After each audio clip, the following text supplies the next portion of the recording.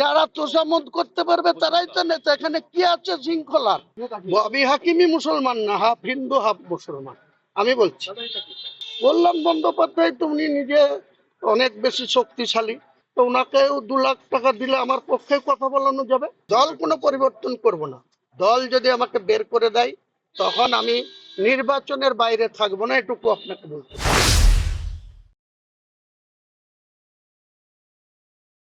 দেখুন, আমি কর্মসমিতির কোনো মিটিং নিয়ে কোনো বলার কিছু আমার অধিকার নেই।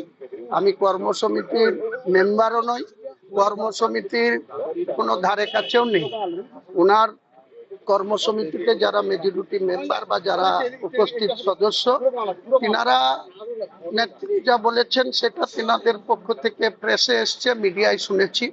চন্দ্রিমা ভট্টাচার্য যেটা বলেছেন, 3টে ডিসিপ্লিনারি কমিটির কথা বলেছেন, যারা দলের সিস্টেম বা চেঞ্জ মানে ভঙ্গ করবে, যারা শৃঙ্খলা ভঙ্গ করবে তাদের বিরুদ্ধে 3বার নোটিশ দেবে, তারপরে তাকে দলে করবে। তো আমরা নোটিশ পাই, তখন নোটিশের জবাব দেব। প্রথম কথা যে প্রবীণদের গুরুত্ব দেওয়া হচ্ছে, নবীনদের তুলনামূলক সেই গুরুত্ব অনেকটা কম কেন? দেখুন, আমি ডাইরেক্টলি বলছি যে 2012 সালে আমি তৃণমূলে এসেছিলাম, রানিং বিধায়ক পদ রিজাইন দিয়ে 18 মাসের মধ্যে কংগ্রেসের বিধায়ক পদ রিজাইন দিয়ে তৃণমূলে যোগদান করেছিলাম নেত্রীর হাত ধরে। 18 সালে যারা এসেছিল, যারা 12 সালে আমাকে তৃণমূল কংগ্রেসে আসার পর যারা আমাকে গদ্দার বলেছিল, যারা আমাকে বেঈমান বলেছিল কংগ্রেস ছাড়ার জন্য, তারা আজকে মুর্শিদাবাদ জেলায় মমতা ব্যানার্জির হাত ধরেছে 2018 সালে। যেই ববি হাকিমদের তেল মেরে, ববি হাকিমদের কথাই তাদের গুরুত্ব আছে মুর্শিদাবাদ জেলায়। তার নাম অপূর্ব সরকার, তার নাম আবু তাহের খান, তার নাম খলিলুর রহমান। খলিলুর রহমান একটা রাজনৈতিক লোকই না, সে পাকা ব্যবসাদার। সে কি করে 4টে পোস্ট পায়? সে হজ কমিটির চেয়ারম্যান হয়ে যায়, সে ওয়াকফ বোর্ডের মেম্বার হয়ে যায়, সে অন্য কিছুতে স্থান পেয়ে যায়, সে জেলা সভাপতি হয়ে যায়, সে এমপি হয়ে যায়। যারা তোষামত করতে পারবে তারাই তো নেতা। এখানে কি আছে শৃঙ্খলার? কিছুই নেই। সেক্ষেত্রে কি অভিষেক ব্যানার্জির ক্ষমতা খর্ব হচ্ছে দলে? কিছু লোক চেষ্টা করছে। মমতা বন্দ্যোপাধ্যায় তো তাকে স্বীকৃতি দিয়ে রেখেছে। মমতা বন্দ্যোপাধ্যায় তো সংগঠনে তাকে নাম্বার 2 বানিয়ে রেখেছে। মমতা বন্দ্যোপাধ্যায় অল ইন্ডিয়া তৃণমূল কংগ্রেসের চেয়ারপারসন। মমতা বন্দ্যোপাধ্যায় তো নাম্বার 2 করে রেখেছে, জেনারেল সেক্রেটারি করে। তাহলে মমতা বন্দ্যোপাধ্যায়ের সঙ্গে তার যে কম্বিনেশন, তার যে যোগ্য উত্তরসূরি, সেটা তো প্রমাণিত। কিন্তু এক শ্রেণীর লোকরা তাদের ক্ষমতা খর্ব হবে বলে এখন নেত্রীর কাছে গিয়ে রাত দিন কানের কাছে বলছে যে এই করেন না, এই করো না, এই করো না দিদি, এই করো না। কি হওয়া উচিত? 2026-এ ইলেকশন আসবে তখন। যেখানে আপনাকে বলছি যে ওর বক্তব্য কোনো গুরুত্ব নেই, সেই ববি হাকিমকেই ডিসিপ্লিনারি কমিটির একজন সদস্য করা হয়েছে। সেটা ও ববি হাকিমের ক্ষেত্রেও প্রযোজ্য, সেটা কল্যাণ ব্যানার্জির ক্ষেত্রে। সব থেকে যে ডিসিপ্লিন বেশি ভঙ্গ করে সেই ডিসিপ্লিন কমিটির যে পার্টির হয়ে কিছু করে না, সেই আবার কোঅর্ডিনেটর হয়েছে। তো এটাই আমাদের দুর্ভাগ্য, মুর্শিদাবাদ জেলার ভোটারদেরও দুর্ভাগ্য। হঠাৎ করে যে ভাবমূর্তি ফেরানোর জন্য আপনাদের দলের তরফ থেকে উদ্যোগ নেওয়া, ভাবমূর্তি কি নষ্ট হয়ে গেছে বলে আপনি কি মনে করছেন? না, আমি দলের ভাবমূর্তি কোনো জায়গায় ক্ষুণ্ণ হয়নি বা নষ্ট হয়নি। আমি বলছি কতিপয় ব্যক্তি তাদের নিজেদের স্বার্থ বিঘ্নিত হবে বলে মমতা বন্দ্যোপাধ্যায়ের কাছে নাম্বার বাড়ানোর জন্য এসব করছে। তারা সময় আসলেই যোগ্য জবাব মুখ্যমন্ত্রী ঘিরে রেখেছে যাতে এতটা নিচে নামতে চাইছে না। কিন্তু আপনারা সাংবাদিকতা করেন, আপনারা যথেষ্ট জ্ঞান রাখেন, আপনারা জার্নালিস্টরা তো আমাদের গণতন্ত্রের একটা পার্ট, আপনারা সেটা অ্যানালিসিস করেন।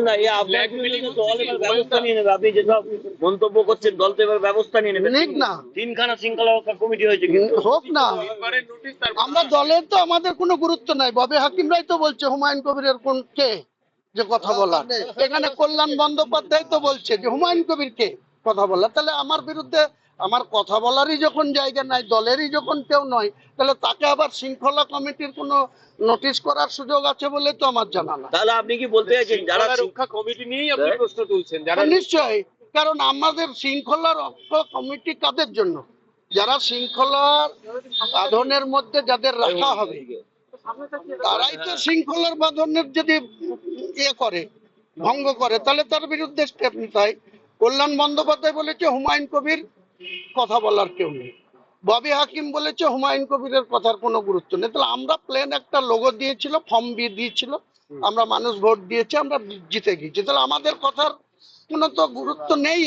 তো আগামী আপনাকে যেভাবে অসম্মানিত হতে হলো বা এতদিন তৃণমূলে থেকেও আপনার যথাযথ জায়গা দিয়ে দেওয়া হচ্ছে না, তা আপনি কি করবেন তাহলে, কি ঠিক করবেন? আমি এখনই কিছু বলবো না দাদা, 26-এর ইলেকশনের আগে অনেক কিছু দেখতে পাবেন। আমি এইটুকু বলছি, আমি দমাবার পাত্র নয়, আমি ঘরে ঢুকে যাওয়ার লোক না। আমি রাজনৈতিক ময়দানেই থাকবো এবং তৃণমূলে টিকে থাকার চেষ্টা করব। অভিষেক বন্দ্যোপাধ্যায়কে নেতা মেনে এবং মমতা বন্দ্যোপাধ্যায়কে নেত্রী অভিষেক বন্দ্যোপাধ্যায়ও মানে, আমিও মানি।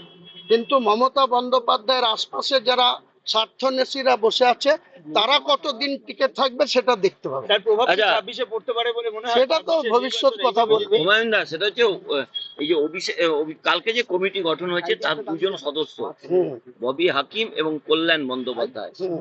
একাধিকবার বিতর্কিত মন্তব্য করেছেন। কয়েকদিন আগে ববি হাকিম একটা ধর্মীয় মন্তব্য করেছেন, যারা মুসলমান না হলে নাকি। তো মুসলমান না, ববি হাকিমই মুসলমান না, হাফ হিন্দু হাফ মুসলমান।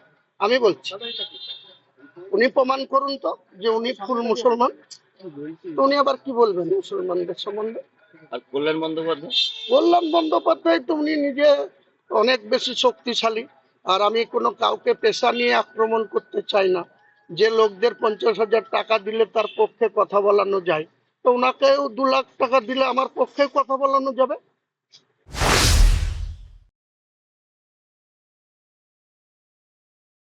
যে তৃণমূল কংগ্রেসের হয়তো আজকে আপনি লাস্ট কথা বললেন, কারণ যে কথা আপনি বললেন দল নিশ্চিত আপনার বিরুদ্ধে ব্যবস্থা নেবে, কি করবে? নিক না, আমি তো ব্যবস্থা নেওয়ার জায়গায় বলতে আমাকে সাসপেন্ড করে দেবে। তো আমি তৃণমূলের বিধায়ক ছাড়া আমি কোন পোস্টে আছি? আমাকে তো প্রাথমিক মেম্বারশিপ আছে 2012 সালের 20শে নভেম্বর পার্থ চট্টোপাধ্যায় আমাকে একটা মেম্বারশিপ দিয়েছিল, অল ইন্ডিয়া তৃণমূল কংগ্রেসের মেম্বারশিপ, সেই রসিদটা আমার কাছে আছে। সেইটা থেকে বহিষ্কার করে দেবে, সেটার তো কোনো কথা বলারই জায়গা নাই। আপনারাই বলছেন যে কল্যাণ ব্যানার্জি বলেছে, ববি হাকিম বলেছে, আমাদের কথার কোনো গুরুত্ব নেই। তো আমাদেরকে বিধানসভার সদস্য, আমি বিধানসভার ভিতরে যদি ডেকোরাম মেনটেন করে চলি, তাহলে এখানে পরিষদীয় মন্ত্রী আমাকে শোকজ করতে পারবে না, আমাকে এখানে বিধানসভার চিফ হুইপ এখানে কোনো শোকজ করতে পারবে না। পারবে কি? আপনারা বলুন, আপনারা সাংবাদিক পারবে না আইনত? আমি তো সেখানে কিছু বলছি না, কিন্তু বাইরে আমার মুখ বন্ধ করা যাবে না। যেহেতু তোমরা খাচ্ছ, তোমরা লুটছো, তোমাদের হাতে ঘা লাগবে। হুমায়ুন কবির খায়ও না, লুটে না। আমি আশঙ্কা করছি এই ধরনের প্রভাবশালীদের মদতে আমি মুর্শিদাবাদে বেঁচে নাও থাকতে পারি, মার্ডারও হয়ে যেতে পারি, মার্ডারও হয়ে যেতে পারি, কারণ এদের তো হেভি প্রভাব। এরা যখন দেখবে হুমায়ুন কবিরকে ডাইরেক্ট মুখ বন্ধ করা যাচ্ছে না, তখন হুমায়ুন কবিরকে প্রভাব খাটি মেরে দেওয়া হতে পারে। আপনারও তো প্রভাব আছে, এই ভয়টা পাচ্ছেন কেন? আমি জনগণ আমার এই সঙ্গে ভয়টা আছে, পাচ্ছেন কেন? মুর্শিদাবাদে আপনারও প্রভাব আছে। জনগণ আমার সঙ্গে আছে। এটা বিচারপতি দীপঙ্কর দত্ত ছিলেন, এখন সুপ্রিম কোর্টে বিচারপতি আছেন।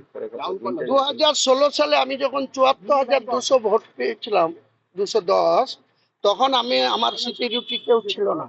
তা আমি হাইকোর্টে একটা রিট পিটিশন করেছিলাম আমার পার্সোনাল। তার আগে 2007 সাল থেকে বামফ্রন্ট সরকারের বুদ্ধবাবুর পুলিশে বাসব দাশগুপ্ত এসপি ছিলেন, আমাকে একটা সিকিউরিটি দিয়ে রেখেছে।